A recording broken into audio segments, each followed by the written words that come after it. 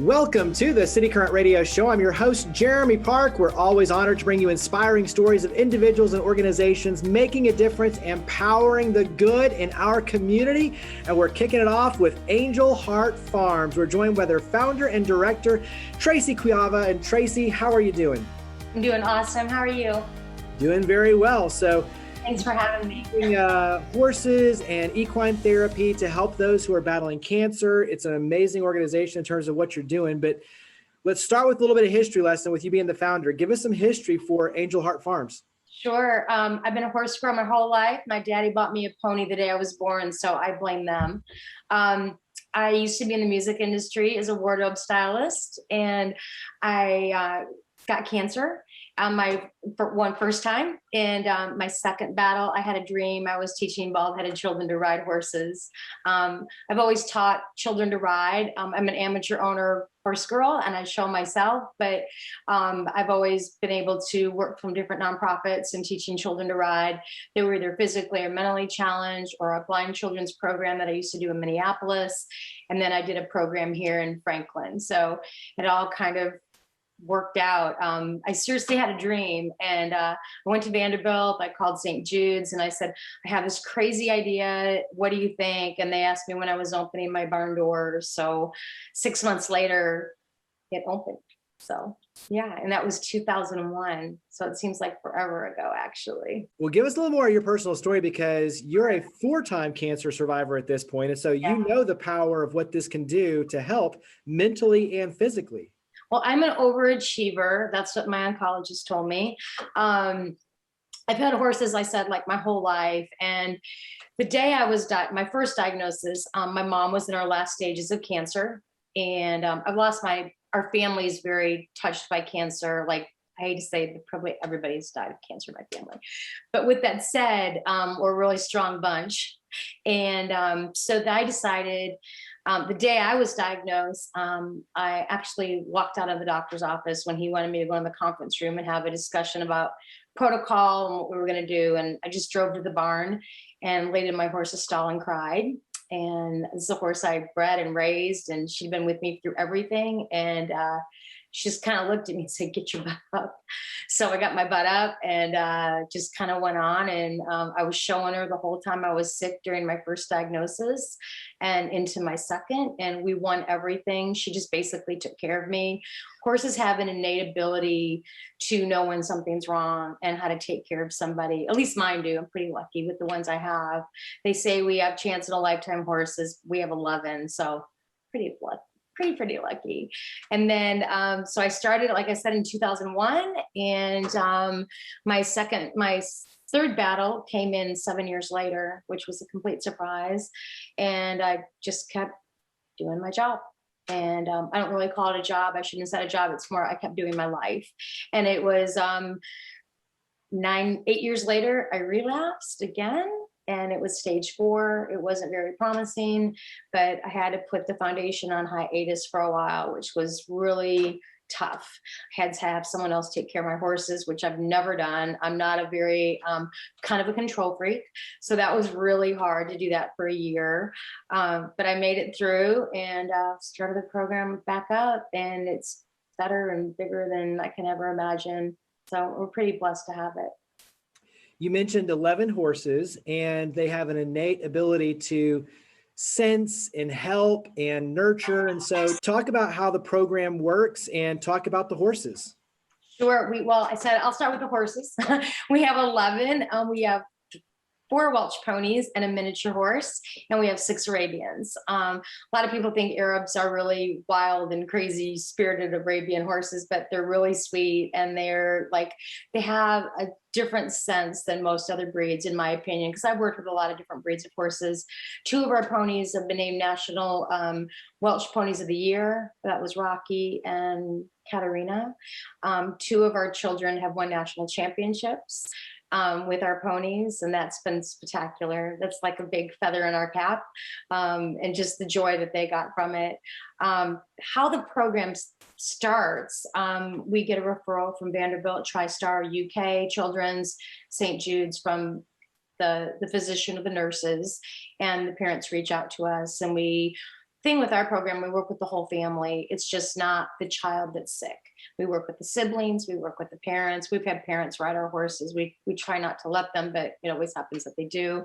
But what we notice is that the siblings really kind of get pushed aside, and it's not their fault. Their parents are so heavily engaged in trying to take care of that child that's sick. So we want them to come together as a family unit and all be together at the same time. We don't have multiple families at one time. It's one family at a time. We don't restrict a time limit. They can stay all day if they want. It's totally up to them. First visit, the kids come out and they can pick out what horse or pony they want to ride. Some of them have never even touched a pony before. So that's where our miniature horse really comes in handy. He's like 36 inches tall, and he's like our little greeter, and kids just are enamored with him. I mean, he's the cutest thing ever too. So then the kids pick out if they want to ride English or Western, and they pick out, like I said, what horse they want to ride. And all of our children receive their own riding helmet and their own boots. All of our kids are sponsored by individuals. And then Dan Post Boot Company, which is a Tennessee-based company, they ship us boots anytime I ask. Or I have a little girl that likes pink, and next morning we have a pink pair of boots at our doorstep. So we're really grateful to them. But we don't charge anything for our program. There's several nonprofits we know of that do have a nominal fee. But as a survivor, cancer is very expensive, and we want to make sure that everything's free for them. And when we start them riding, but we actually start them first brushing their horses, the proper way to do it, proper way to tack up their horses. And then I don't lead my kids around. It's not a dog and pony show. It's a real riding lesson. As one of my moms said, it's a legitimate riding lesson. So, and I see these kids grow. I mean, from holding out of that horn, so scared, to then sitting up like a little soldier, a little warrior, and they're controlling a 1,000-pound animal. And when you're 50 pounds or less than 100 pounds and you're controlling an animal that's 1,000 pounds, number one, it's empowering. The confidence they get, they don't think about their cancer. That's the main thing for me, is they're not even thinking about their illness. And the parents just sit back and laugh, and they're just happy that their child's a normal kid.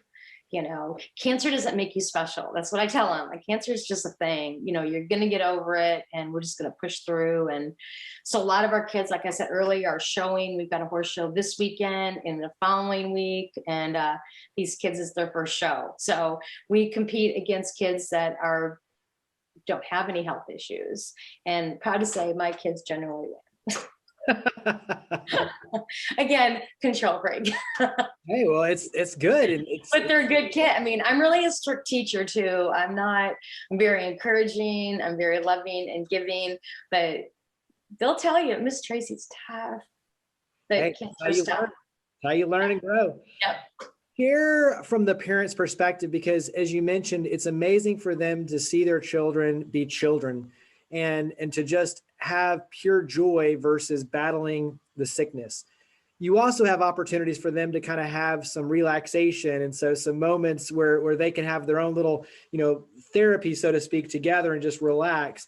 Yeah. Share a little bit of that respite side for the parents. So we decided when we got our farm that we want to have a mom's night out, a dad's night out, and a bereavement group. For our mom's nights, we take 6 to 8 moms, 10 sometimes. We kind of know who gets along and who knows each other, and the personalities. There's so many different personalities out there. And we host a dinner for them, tons of wine. We have someone come in, either do their nails, we do massages, we do art projects. And it's great to see these moms not think about anything else, but just connecting and telling each other stories. And then about 8 o'clock, it starts at 6, and about 8 o'clock, the dads start texting the moms, where's her toothbrush? Do they wear pajamas? I'm like, do you not live in the same household? So we just tell the moms, you go put those phones on mute and you're going to enjoy your night. So that part's been really amazing. We love to see these moms connect, and they're not treated, they're at the hospital. I mean, like some of my moms said, I haven't had a shower in 5 days because I've been laying on a cot next to my child during chemo. And the fact that I got my nails done, the fact that someone pampered me, and that's what they deserve. Our moms are not regular moms. They are nurses. My moms turn into nurses. They know how to do an IV. I mean, who does that? I mean, what parent should know how to do that, you know? And their vocabularies, my moms say, our vocabularies have very much increased. They know the drugs their kids are on that are you can't even pronounce them. You know, the illnesses these kids have. They're saying rhabdomyosarcoma. They're saying Ewing sarcoma. They're saying all these, and they're like, I never thought my child would ever have cancer. And then our dad's nights, we kind of put the two dads together, the bereaved dads and we call them the regular dads. We see that the moms need a little bit extra special care. So we have a bereavement moms group. It's really emotional night. I usually don't sleep for the next 2 nights because hearing their stories, and I was there with most of these families, so I really know what they've been through. The dad's night, a lot of beer, a lot of grilling, a lot of sitting around the fire pit, and they stay late. They love hanging out together. And the dads, I noticed that it's harder to get them to open up. And within an hour, they're opening up and really connecting. And because a lot of the dads are not there during chemo, they're not there during doctor visits. It's usually the moms that are there. And it's not any fault of the father, but most of the time the dads are working and the mothers have to usually quit their jobs. So the moms are the 99% caretakers. You mentioned Buddy, but talk about the miniature horse and the celebrity status he enjoys. Oh, well, he's the best. So we got Buddy when he was 3 weeks old, and he just turned 18 on April 15th. He was an orphan. Sad thing is his mother tried to kill him. So a veterinarian friend of mine called me up and said, I've got something for you. Can you come over to my barn? He goes, just bring your truck. I didn't know what he was going to give me. I thought, a saddle, who knows what he's going to give me. And he pointed at this little miniature horse that was probably the size of like 35-pound dog. And he goes, there you go. And I'm like, oh, great. What am I going to do with that? He goes, you'll find a use for him. And we totally have. But he has big status. He goes to Nashville Predators games. He's got his own barn at the Bridgestone. I know you just had Rebecca on a few weeks ago. We do cancer fight night. So we've been to the Bridgestone quite a bit. We also go to the different libraries and take Buddy and do some literacy programs. I wrote a children's book. So sometimes I've been able to read the book and Buddy's been there. We had one, not last year, but the year before, because of COVID, we had in the small library in Nolensville, their capacity is 60, and we probably had about 175 people. So, and the Preds came too, you know, Nash and Smash were there too. So it was a big, big day. But he goes to Ronald McDonald House. I mean, he does on-site visits. He's been to the hospitals. He's been to St. Jude's. He's been to children's bedrooms, you know, if they're too sick to come to us. So we just had a big event at Nash Family Creamery, and he was a big hit. I think he had his about 5,000 selfies, but he does everything in stride. He never cares about anything. The funniest thing when we took him to the Preds game, I mean, there's how many thousands of people there, and he was in his little Buddy barn, and people are coming down the escalator and they see this little miniature horse and they're like, what? So they just beeline and got their picture taken with them. But it's the community service stuff that we love to do outside of the farm life, you know, like we also go to senior centers with them. And so we're really gearing up for this fall with them and see how everything goes COVID wise. Yeah. We'll talk about how we can help. So how can the community help you? Volunteering is always a big thing for us. We have a big farm. It's 15 acres. So we always need our grass cut, stalls cleaned, working with the horses. All of our volunteers do have to be 18 and over. It's just a liability for us. And so we can kind of keep our insurance low. You know, financial help is always a good one. You know, services, like if there's a lawn care company that would like to do some lawn care for us or painting, we've got to do some painting in the barn. And so that that part of it. We've got some events coming up that we're just in the planning stages. So corporate sponsorships, we're looking for, but it's all over the board. We're in our capital campaign right now to pay off our farm, which is, we're in Williamson County, so we can only imagine what that is. So, we try not to think about that. We just trudge on through, but yeah, that's how we need help. We'll talk about where we can go to help. So website, phone number, where would you direct us to go? Angelheartfarm.com is our website, and angelheartfarm@gmail. You can just email me, or 615-566-4976. And if there's any families out there that need our services, 95% of our children are cancer patients, but we do serve heart and liver transplant. Chronic and life-threatening is how we really the program. We don't work with children with physical and mental challenges unless they also have a chronic with that. So that's how they can help. Well, make sure everyone go to angelheartfarm.com, and it's angelheartfarm@gmail.com is the email address. Tracy, thank you for all you do. Greatly appreciate it. Thank you for coming on the show. Thank you for having me.